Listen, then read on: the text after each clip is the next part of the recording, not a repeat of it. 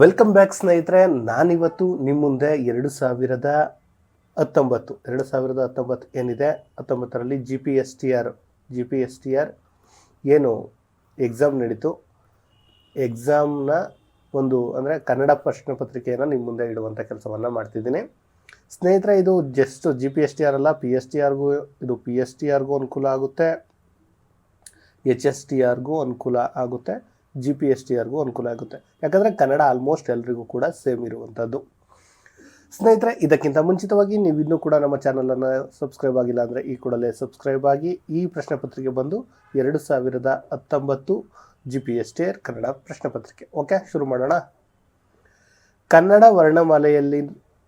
ವರ್ಣಮಾಲೆಯಲ್ಲಿನ ಯೋಗವಾಹಕಗಳ ಸಂಖ್ಯೆ ಎಷ್ಟು ಸ್ನೇಹಿತರೆ? 13, 5, 9, 2 ಅಂತಿದೆ. 13 ಯಾವುದು? ಸ್ವರಗಳು ಅನ್ನುವಂಥದ್ದು ನಿಮಗೆ ಗೊತ್ತಿದೆ. ಎಷ್ಟು ಸ್ವರಗಳಿರುವಂಥದ್ದು? 13 ಸ್ವರಗಳಿರುವಂಥದ್ದು. ಯೋಗವಾಹಕಗಳು ಬಂದು ನಮಗೆ 2 ಸರಿಯಾದ ಉತ್ತರ ಆಗುತ್ತೆ. ಇನ್ನು ನಮ್ಮ ಕನ್ನಡ ವರ್ಣಮಾಲೆಯಲ್ಲಿರುವಂತಹ ಅಕ್ಷರಗಳ ಸಂಖ್ಯೆ ಎಷ್ಟು ಸ್ನೇಹಿತರೆ? 49, 47, 48 ಎಷ್ಟು? ಅದನ್ನು ಕಾಮೆಂಟ್ ಮಾಡಿ. ಓಕೆ. ಇನ್ನು ವೈದ್ಯ ಪದವು ಈ ನಾಮಪದಕ್ಕೆ ಉದಾಹರಣೆಯಾಗಿದೆ. ವೈದ್ಯ ಸ್ನೇಹಿತರೆ, ರೂಢನಾಮ ಅಂದರೆ ನಾವು ಹಿಂದಿನಿಂದ ಕರ್ಕೊಬಂದಿರುವಂಥದ್ದು. ಅಂಕಿತ ನಾಮ ಅಂದರೆ ನಾವುಗಳೇ ಹೆಸರಿಟ್ಟಿರುವಂತಹದ್ದು. ರಾಮ, ಚಂದ್ರ ಹೀಗೆ ಎಲ್ಲ ಇರುತ್ತಲ್ಲದು. ಇನ್ನು ಅನ್ವರ್ಥ ನಾಮ ಅಂದರೆ ಅವರು ಮಾಡುವಂತಹ ಉದ್ಯೋಗದ ಕುರಿತು ನಾವು ಕರೆಯುವಂಥದ್ದು. ಸೊ ವೈದ್ಯ ಬಂದು ಅನ್ವರ್ಥ ನಾಮ ಸರಿಯಾದ ಉತ್ತರ ಆಗುತ್ತೆ. ಇನ್ನು ಮೂರನೆಯದಾಗಿ ಪ್ರೇರಣ. ಹಲವು ಪದವು ಯಾವ ವ್ಯಾಕರಣಕ್ಕೆ ಉದಾಹರಣೆಯಾಗಿದೆ? ಪ್ರಕಾರವಾಚಕ ಅಲ್ಲ, ಪರಿಣಾಮವಾಚಕ. ಹಲವು ಅಂದರೆ ನಿಮಗೆ ಗೊತ್ತಿದೆಯಲ್ಲ, ಅಷ್ಟು ಹಲವು ಅಂದರೆ ಅಷ್ಟು ಇಷ್ಟು ಅಂತ ಎಲ್ಲ ಬರುತ್ತಲ್ಲ, ಅದು ಪರಿಣಾಮವಾಚಕ. ದಿಗ್ವಾಚಕ ಅಂದರೆ ಗೊತ್ತಲ್ಲ, ಪೂರ್ವ ಪಶ್ಚಿಮ ಅವೆಲ್ಲ ಬರುವಂಥದ್ದು. ಸಂಖ್ಯಾವಾಚಕ ಅಂದರೆ ಸಂಖ್ಯೆ ಇರುವಂಥದ್ದು. ಇನ್ನು ಇಲ್ಲಿ ಮಳೆಯಾಗಲಿ ಪದದಲ್ಲಿರುವ ಕ್ರಿಯಾರೂಪ ಯಾವುದು ಅಂತಂದರೆ ವಿದ್ಯಾರ್ಥಕ. ಮಳೆ ಆಗಲಿ ಎನ್ನುವಂಥದ್ದು ಸಂಭವನಾರ್ಥ, ಮಳೆಯಾಗಲಿದೆ ಎನ್ನುವಂಥದ್ದು ನಿಶ್ಚಿತಕ, ಮಳೆಯಾಗಲ್ಲ ಎನ್ನುವಂಥದ್ದು ಬರುತ್ತೆ. ಪ್ರಶ್ನಾರ್ಥಕ ಅಂದರೆ ಕ್ವಶನ್ ಬರುವಂಥದ್ದು. ಇನ್ನು ಮುಂದೆ ಹೋಗೋಣ. ಉದ್ಯೋಗ ಪದದ ತದ್ಭವ ರೂಪ ತತ್ಸಮ ತದ್ಭವದಲ್ಲಿ ಬರುತ್ತೆ. ಉದ್ಯೋಗ ಬಂದು ಉಜ್ಜುಗ ಹೌದು, ಉಜ್ಜೋಗ. ರಾಜನ ಪದದಲ್ಲಿ ಇರುವಂತಹ ವಿಭಕ್ತಿ ಪ್ರತ್ಯಯ ಯಾವುದು? ರಾಜನ ಯಾವುದಾಗುತ್ತೆ? ಷಷ್ಠಿ ವಿಭಕ್ತಿ ಆಗುತ್ತೆ. ಹಾಗಾದರೆ ಪ್ರಥಮ ಯಾವುದು? ಉ. ದ್ವಿತೀಯ ಯಾವುದು? ಅನ್ನು. ಇಲ್ಲಿ ಸಪ್ತಮಿ ಬಂದರೆ ಅಲ್ಲಿ, ಚತುರ್ಥಿ ಬಂದರೆ ಗೆ ಅಲ್ವಾ? ಇನ್ನು ಮುಂದಿನ ಪ್ರಶ್ನೆ. ದಿಗಂತ ಪದದಲ್ಲಿರುವ ಸಂಧಿ ಯಾವುದು? ದಿಗಂತದಲ್ಲಿ ಅನುನಾಸಿಕ ಇದೆಯಾ, ವಿಸರ್ಗ ಇದೆಯಾ, ಜಸ್ವ ಇದೆಯಾ, ಚುತ್ವ ಇದೆಯಾ ಅಂದರೆ ಸರಿಯಾದ ಉತ್ತರ ಜಸ್ವ ಸಂಧಿ.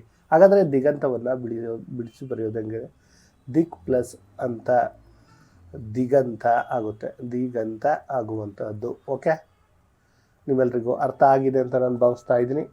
ಓಕೆ ಅಲ್ವಾ? ಇನ್ನೂ ಮುಂದಿನ ಪ್ರಶ್ನೆ ಹೋಗೋಣ. ತಲೆದೂಗು ಪದದಲ್ಲಿರುವ ಸಮಾಸ ಯಾವುದು ಅಂದರೆ ದ್ವಂದ್ವನ, ಗಮಕನ, ಬಹುರ್ವಿಹೀನ ಅಂದರೆ ಕರೆಕ್ಟಾಗಿ ಬರುವಂಥದ್ದು. ತಲೆದೂಗು ಬಂದು ಕ್ರಿಯಾ ಸಮಾಸ ಆಗುವಂಥದ್ದು. ಏನಾಗುತ್ತೆ? ಕ್ರಿಯಾ ಸಮಾಸ ಆಗುವಂಥದ್ದು. ಏನಂತ ಸ್ನೇಹಿತರೆ? ಕ್ರಿಯಾ ಸಮಾಸ ಆಗುವಂಥದ್ದು. ದ್ವಂದ್ವ ಅಂದರೆ ಗೊತ್ತಲ್ಲ ನಿಮಗೆ, ಅಲ್ಲಿ, ಅಲ್ಲೋ, ಅದು, ಇದು ಅಂತ ಬರುತ್ತೆ. ಅಂದರೆ ದ್ವಂದ್ವ ಸಮಾಸದಲ್ಲಿ ಮರದಲ್ಲಿಯೂ, ಗಿಡದಲ್ಲಿಯೂ, ಬಳ್ಳಿಯಲ್ಲಿಯೂ ಅಂತ ಏನು ಆ ರೀತಿ ಬರುತ್ತೆ, ಅದು ನಿಮಗೆ ಏನು ದ್ವಂದ್ವ ಸಮಾಸ ಆಗುವಂಥದ್ದು. ನಿಮಗೆ ನೆನಪಲ್ಲಿರಲಿ. ಇನ್ನು ಮುಂದಿನ ಪ್ರಶ್ನೆ ಹೋಗೋಣ. ಈ ಕೆಳಗಿನವುಗಳಲ್ಲಿ ದ್ವಿರುಕ್ತಿಗೆ ಉದಾಹರಣೆ ಕೊಡಿ. ಯಾವುದು ಸ್ನೇಹಿತರೆ? ರಪರಪನೆ ದ್ವಿರುಕ್ತಿ ಬರುತ್ತಾ? ಪಟಪಟನೆ ಬರುತ್ತಾ? ಅನುಕರಣ ವ್ಯಯಗಳಿಗೆ ಬರುವಂಥದ್ದು. ಹುಳ ಉಪ್ಪಟ ಬರುತ್ತಾ? ಇದು ಜೋಡ ನುಡಿಗೆ ಬರುವಂಥದ್ದು. ಬಟ್ಟ ಬಯಲು ಸರಿಯಾಗಿ ಬರುವಂಥದ್ದು. ಯಾವುದು? ಬಟ್ಟ ಬಯಲು ಬಂದು ದ್ವಿರುಕ್ತಿಗೆ ಬರುವಂಥದ್ದು.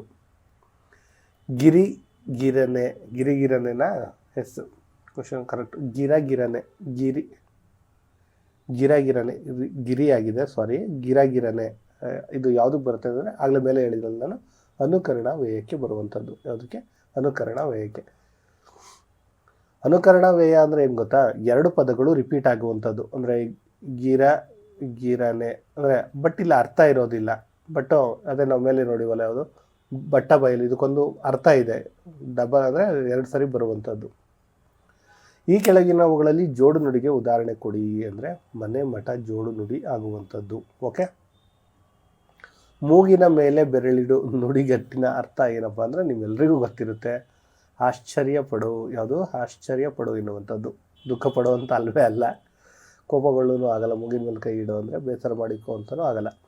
ಅರ್ಜಿ ಪದವು ಕನ್ನಡಕ್ಕೆ ಯಾವ ಭಾಷೆಯಿಂದ ಬಂದಿದೆ ಅಂದರೆ ಅರ್ಜಿ ಅಂತ ಬಂದರೆ ಅದು ಹಿಂದೂಸ್ತಾನಿ ಭಾಷೆಯಿಂದ ಬಂದಿರುವಂಥದ್ದು. ಇಂಗ್ಲೀಷ್ ಅಂದರೆ ಅದು ಫಾರ್ಮ್ ಆಗುತ್ತೆ, ಫಾರ್ಸಿ ಮತ್ತು ಉರ್ದು ನಮಗೆ ಗೊತ್ತಿಲ್ಲ. ಓಕೆ, ಇಟ್ಕೊಂಡು ಪದದ ಗ್ರಾಂಥಿಕ ರೂಪ ಯಾವುದಪ್ಪ ಅಂದರೆ ಇಡ್ಕೋ ಅಂತಲ್ಲ, ಹಿಡಿದುಕೊಂಡು ಎನ್ನುವಂಥದ್ದು ಸರಿಯಾದ ಉತ್ತರ ಆಗುವಂಥದ್ದು. ಓಕೆ, ಆದ್ದರಿಂದ ಈ ಪದವು ಯಾವ ಅವ್ಯಯಕ್ಕೆ ಬಂದಿದೆ ಅಂದರೆ ಭಾವಸೂಚಕ ಅಲ್ಲ, ಕ್ರಿಯಾಸೂಚಕ ಅಲ್ಲ, ಸಂಬಂಧ ಅರ್ಥಕ ಆಗುತ್ತೆ, ಅವಧಾರಣ ಆಗಲ್ಲ. ಅವಧಾರಣ ಅಂದರೆ ಅವನೇ ಆ ಥರ ಬರುವಂಥದ್ದು. ಇನ್ನು ಕ್ರಿಯಾರ್ಥಕ ಅಂದರೆ ಗೊತ್ತಲ್ಲ, ಭಾವಸೂಚಕ ಅಂದರೆ ಭಾವನೆಗಳನ್ನು ಇದು ಮಾಡುವಂಥದ್ದು, ಸಂಬಂಧವರ್ತಕ. ಓಕೆ, ಮೋಸಗಾರ ಪದದ ವ್ಯಾಕರಣಾಂಶ ಯಾವುದು ಅಂದರೆ ತದ್ದಿತಾಂಶ ಅವ್ಯಯ.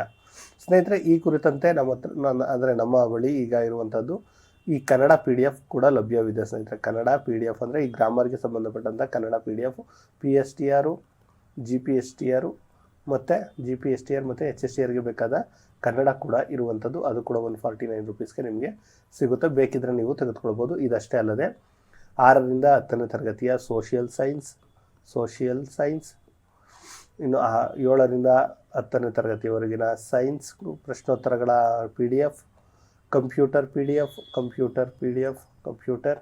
PDF ಇರುವಂಥದ್ದು, ಮತ್ತು 4ರಿಂದ 7ನೇ ತರಗತಿಯ ಪರಿಸರ ಅಧ್ಯಯನ PDF ಕೂಡ ಇರುವಂಥದ್ದು.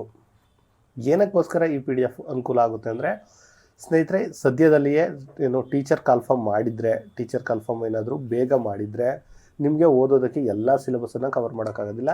ಈ PDFಗಳನ್ನು ತೆಗೆದುಕೊಂಡ್ರೆ ನಿಮ್ಮ ಟೈಮ್ ಸೇವ್ ಆಗುತ್ತೆ. ನಿಮ್ಮ ಟೈಮ್ ಸೇವ್ ಆಗುತ್ತೆ ಅನ್ನೋ ಕಾರಣಕ್ಕೆ ಈ PDFಗಳನ್ನು ತಯಾರು ಮಾಡಿರುವಂಥದ್ದು. ಬೇಕಿದ್ರೆ ನೀವು ಇದನ್ನು ಯೂಸ್ ಮಾಡ್ಕೋಬೋದು. ಇನ್ನು ಕಂಪ್ಯೂಟರ್ ಕೂಡ ನಾನು ಹೇಳಿದಂತೆ ಇರುವಂಥದ್ದು. ಓಕೆ, ಊಟ ಪದವು ವ್ಯಾಕರಣಾಂಶಕ್ಕೆ ಯಾವ ಅಂದರೆ ಕೃದಂತ ಭಾವನಾಮಕ್ಕೆ. ಓಕೆ, ಮತ್ತು ಈ PDFನ್ನು ಹೇಗೆ ಪಡ್ಕೊಳ್ಳೋದು ಅಂದರೆ 9945005138 ಈ ನಂಬರ್ಗೆ ಗೂಗಲ್ ಪೇ ಅಥವಾ ಫೋನ್ಪೇ ಮೂಲಕ 149 ರೂಪೀಸನ್ನು ನೀವು ಪೇ ಮಾಡಿ. ಈಚ್ ಸಬ್ಜೆಕ್ಟ್ಗೆ ನಿಮ್ಗೆ ಯಾವ ಸಬ್ಜೆಕ್ಟ್ ಬೇಕು, ಒಂದು ಸಬ್ಜೆಕ್ಟ್ ಬೇಕು ಅಂದರೆ 149 ಹಾಕಿ ನೀವು ತೆಗೆದುಕೊಳ್ಬಹುದಾಗಿದೆ. 9945005138 ಇನ್ನೊಮ್ಮೆ ಹೇಳ್ತಾ ಇದ್ದೀನಿ, 9945005138ಕ್ಕೆ ಫೋನ್ಪೇ ಅಥವಾ ಗೂಗಲ್ ಪೇ ಮೂಲಕ ನೀವು ಅಮೌಂಟನ್ನು ಹಾಕಿ, ಆ ನಂತರ ನೀವು ಆ ಸ್ಕ್ರೀನ್ಶಾಟನ್ನು ನಮಗೆ ವಾಟ್ಸಪ್ಪಲ್ಲಿ ನೀವೇನಾದರೂ ಶೇರ್ ಮಾಡಿದರೆ ನಾವು ವಾಟ್ಸಪ್ಪಲ್ಲಿಯೇ ನಿಮಗೆ ಸಾಫ್ಟ್ ಕಾಪಿಯನ್ನು ಕಳಿಸ್ಕೊಡುವಂಥ ಕೆಲಸವನ್ನು ಮಾಡ್ತೀವಿ. ವಾಟ್ಸಪ್ ಅಥವಾ ಇಮೇಲ್ ನಿಮ್ಗೆ ಯಾವುದ್ರಲ್ಲಿ ಬೇಕೋ ಅದರಲ್ಲಿ ನಾವು ಒದಗಿಸುವಂಥ ಕೆಲಸವನ್ನು ಮಾಡ್ತೀವಿ. ಓಕೆ, ಇನ್ನು ಮುಂದಿನ ಪ್ರಶ್ನೆ, ಒಂದು ಪೂರ್ಣ ಕ್ರಿಯಾಪದದೊಡನೆ ಸ್ವತಂತ್ರವಾಗಿರುವ ವಾಕ್ಯವು ಪೂರ್ಣ ಕ್ರಿಯಾಪದದೊಳಗೆ ಸ್ವತಂತ್ರವಾಗಿರುವ ವಾಕ್ಯ ಯಾವುದಪ್ಪ ಅಂದರೆ ಅದು ಸಾಮಾನ್ಯ ವಾಕ್ಯ. ಒಂದು ಅಭಿಪ್ರಾಯದ ವಿವರಣೆಯ ಮುಂದೆ ತಿಳಿಸಿದಂತೆ ಇದೆ ಎಂದು ತೋರಿಸಲು ಬಳಸುವ ಚಿಹ್ನೆ ವಿವರಣಾತ್ಮಕ ಚಿಹ್ನೆ. ಅದು ಈಸಿ ಇರುತ್ತಿದ್ದು. ಧರಣಿ ಪದದ ಸಮಾನಾರ್ಥಕ ಪದ ಭೂಮಿ ಎನ್ನುವಂಥದ್ದು ನಿಮಗೆ ಗೊತ್ತಿರಲಿ. ಆಕಾಶ ಅಂದರೆ ಅದಕ್ಕೆ ಬೇರೆ ಬೇರೆ ಅರ್ಥಗಳಿದೆ. ಆಕಾಶಕ್ಕಿರುವಂತಹ ನಭ, ಆಗಸ ಇವೆಲ್ಲ ಬರುವಂಥದ್ದು ನಿಮಗೂ ಗೊತ್ತಿದ್ರೆ ನೀವು ಕಾಮೆಂಟಲ್ಲಿ ತಿಳಿಸಿ. ಹೆಚ್ಚು ಭಾನು ಅಂದರೆ ಗೊತ್ತಲ್ಲ ಸೂರ್ಯ, ಈ ಭಾನು ಅಂದರೆ ವಾರ ಬರುತ್ತೆ, ಅಲ್ಲಿ ಬೆಂಕಿ ಇದಕ್ಕೆ ಅನಲ ಅದು ಹೀಗೆ ಬರುತ್ತೆ. ನಿಮ್ಗೆ ಗೊತ್ತಿರೋವನ್ನ ನೀವು ಕಾಮೆಂಟ್ ಮೂಲಕ ಹಾಕಿ, ಯಾಕಂದರೆ ನೀವು ಕಾಮೆಂಟಲ್ಲಿ ಬರೆದ್ರೆ ನಿಮ್ಮ ನೆನಪಿನ ಶಕ್ತಿ ಹೆಚ್ಚಾಗುತ್ತೆ. ಪ್ರಸಿದ್ಧ ಪದದ ವಿರುದ್ಧಾರ್ಥಕ ಪದ ಯಾವುದು ಅಂದರೆ ಅಪ್ರಸಿದ್ಧ. ಇನ್ನು ಅಪ್ರಸಿದ್ಧ ಅಂತ ಇರುವಂಥದ್ದು ಪ್ರಸಿದ್ಧ ಅಪ್ರಸಿದ್ಧ ಅಲ್ಲ, ಕುಪ್ರಸಿದ್ಧ ಆಗಬೇಕು. ಆ್ಯಕ್ಚುಲಿ ಇಲ್ಲಿ ನಮ್ಮದು ಏನು ಮಾರ್ಕ್ ಮಾಡಿರೋದು ಇದು ತಪ್ಪಾಗುತ್ತೆ. ಅದು ಆ್ಯಕ್ಚುಲಿ ರೈಟೇ, ಅದು ಅಪ್ರಸಿದ್ಧನೂ ರೈಟೇ, ಕುಪ್ರಸಿದ್ಧನೂ ರೈಟೇ. ಹೆಚ್ಚು ಬಳಕೆಯಲ್ಲಿರುವಂಥದ್ದು ಕುಪ್ರಸಿದ್ಧ. ಸೊ ಇದು ರೈಟ್ ಆಗುತ್ತೆ. ಅವ್ರ ಕೀ ಆನ್ಸರಲ್ಲಿ ಕೂಡ ಕುಪ್ರಸಿದ್ಧ ಅಂತ ಕೊಟ್ಟಿರುವಂಥದ್ದು. ಪ್ರಸಿದ್ಧ ಸುಪ್ರಸಿದ್ಧ ಅಂದರೆ ಅದು ಇನ್ನೂ ಹೆಚ್ಚಾಗುವಂಥದ್ದು, ಪ್ರಸಾದ ಬಿಟ್ಟಾಕಿ. ಇನ್ನು ಬಾಳಿಯಾನು ಪದದಲ್ಲಿರುವ ವ್ಯಾಕರಣಾಂಶ ಯಾವುದಪ್ಪ ಅಂದರೆ ಸಂಭವನಾರ್ಥ. ಆಗಲಿ ನಾವು ನೋಡಿವಲ್ಲ, ಹಾಗೆ ಸಂಭವನಾರ್ಥ ಅಂತ. ನಿಷೇಧಾರ್ಥ, ವಿದ್ಯಾರ್ಥಕ, ಅದು ಆಗಲಿ ಅಂತ ಬಂದರೆ ವಿದ್ಯಾರ್ಥಕ, ನಿಷೇಧಾರ್ಥಕ ಆಗಲು ಅಂದರೆ ಬಾಳಿಯಾನು ಎನ್ನುವಂಥದ್ದು ಸಂಭವನಾರ್ಥಕ ಪದ. ನಾವು ಈ ಪದದ ವ್ಯಾಕರಣಾಂಶಕ್ಕೆ ಸೇರಿದೆ ಅಂದರೆ ನಾವು ಅಂದರೆ ಸರ್ವನಾಮಕ್ಕೆ ಸೇರಿರುವಂಥದ್ದು. ಭಾವನಾಮ ಬರಲ್ಲ, ರೂಢನಾಮ ಬರಲ್ಲ, ಅಂಕಿತ ನಾಮನೂ ಬರಲ್ಲ. ಮಗುವಿನ ಮುಖವು ಪೂರ್ಣಚಂದ್ರನಂತೆ ದಳದಳನೆ ಹೊಳೆಯುತ್ತಿತ್ತು. ಈ ವಾಕ್ಯದಲ್ಲಿರುವ ಅಲಂಕಾರ ಯಾವುದಪ್ಪ ಅಂದರೆ ಉಪಮ ಅಲಂಕಾರ. ಓಕೆ, ವಾರ್ಧಕ ಷಟ್ಪದಿಯಲ್ಲಿರುವ ಒಟ್ಟು ಮಾತ್ರಗಳ ಸಂಖ್ಯೆ ಎಷ್ಟು? 144. ಇದು ಸ್ನೇಹಿತರೆ 2019ರ GPSTR ಪತ್ರಿಕೆಯ ಕನ್ನಡ ಆಗಿರುವಂಥದ್ದು. ಅದು ಪೇಪರ್ 1 ಅಂದರೆ ಸಾಮಾನ್ಯ ಜ್ಞಾನ ಏನಿದೆ ಅದರ ಕನ್ನಡ ಆಗಿರುವಂಥದ್ದು.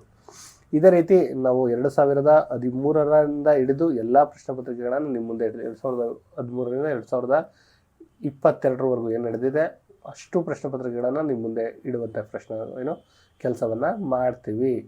ಪ್ರಶ್ನೆ ಪತ್ರಿಕೆಗಳು ಇಡುವಂಥ ಕೆಲಸವನ್ನು ಮಾಡ್ತೀವಿ. ಅದಕ್ಕೆ ನೀವು ಏನು ಮಾಡಬೇಕು ಅಂದರೆ, ಇನ್ನೂ ನಮ್ಮ ಚಾನಲನ್ನು ಸಬ್ಸ್ಕ್ರೈಬ್ ಆಗಿಲ್ಲ ಅಂದರೆ ಈ ಕೂಡಲೇ ಸಬ್ಸ್ಕ್ರೈಬ್ ಆಗಿ, ವಿಡಿಯೋ ಇಷ್ಟ ಆದರೆ ಲೈಕು ಮತ್ತು ಶೇರನ್ನು ಮಾಡಿ. ನಿಮ್ಮ ಸ್ನೇಹಿತರು ಯಾರಾದರೂ ಕಾಂಪಿಟೇಟಿವ್ ಎಕ್ಸಾಮ್ಗೆ ಓದ್ತಾ ಇದ್ದರೆ, ಅದರಲ್ಲೂ ಟೀಚರ್ ಎಕ್ಸಾಮ್ಗೆ ಓದ್ತಾ ಇದ್ದರೆ ಉಚಿತ ತರಗತಿಗಳು ಬೇಕು ಅಂದರೆ ನಮ್ಮ ಚಾನಲನ್ನು ರೆಫರ್ ಮಾಡಿ ಅಂತ ಹೇಳ್ತಾ ಈ ವಿಡಿಯೋನ ಇಲ್ಲಿಗೆ ಎಂಡ್ ಮಾಡ್ತಿದ್ದೇನೆ. ಧನ್ಯವಾದಗಳು. ಜೈ ಕರ್ನಾಟಕ.